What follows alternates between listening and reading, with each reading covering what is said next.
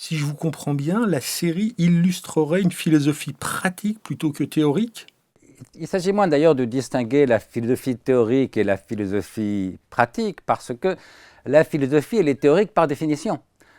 Simplement, la vie n'est pas une philosophie. Et donc, moi, je ne parlerai pas de philosophie pratique, je parlerai de vie. Alors, vie pratique, si l'on veut, mais là, pour le coup, c'est un pléonasme, au même titre que philosophie théorique.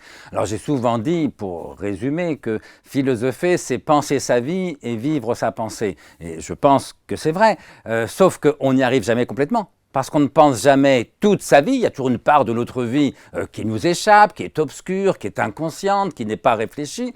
Et puis surtout, on ne vit jamais toute sa pensée, parce que là encore, la vie échappe à la prise du concept ou à la prise de la raison. Je prends un exemple trivial, vous pouvez bien penser avec Épicure que la mort n'est rien, puisque pour Épicure comme pour moi, la mort c'est le néant c'est rien, et que donc avoir peur de la mort c'est avoir peur de rien, et que donc c'est absurde.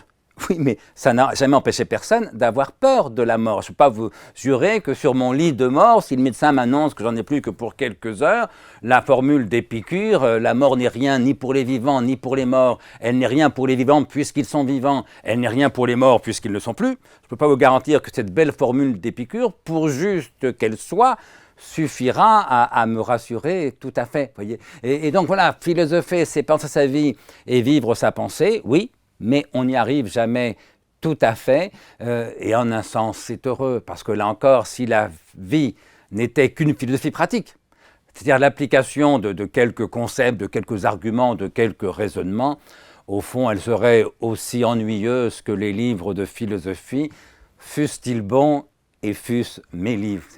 Parce que c'est ça, c'est la vie qui compte. La philosophie ne vaut qu'à son service, si vous voulez. Et donc là encore, alors c'est vrai, y compris d'une œuvre de fiction, peut-être même a fortiori, parce qu'au fond, sa propre vie, on y est intéressé parce que c'est la sienne.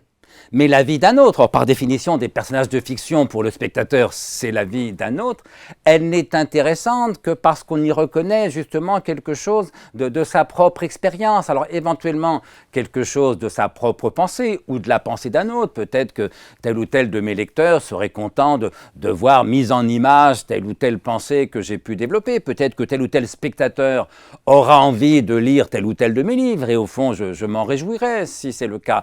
Mais enfin, cette œuvre visuelle de fiction ne peut plaire vraiment qu'à la condition que les spectateurs y reconnaissent plus et mieux qu'une pensée, mais une expérience, une affectivité, une sensibilité.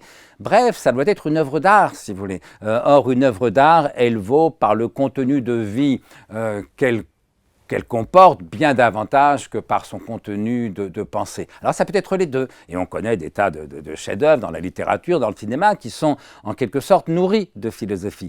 Mais si ce sont des chefs-d'œuvre, c'est qu'ils ne se sont pas contentés de la philosophie. Ils ont rajouté, ils ont insufflé le souffle d'une sensibilité singulière, qui est celle de l'artiste, le souffle d'une expérience, qui est celle de l'individu qui s'exprime dans cette fiction ou dans ces images.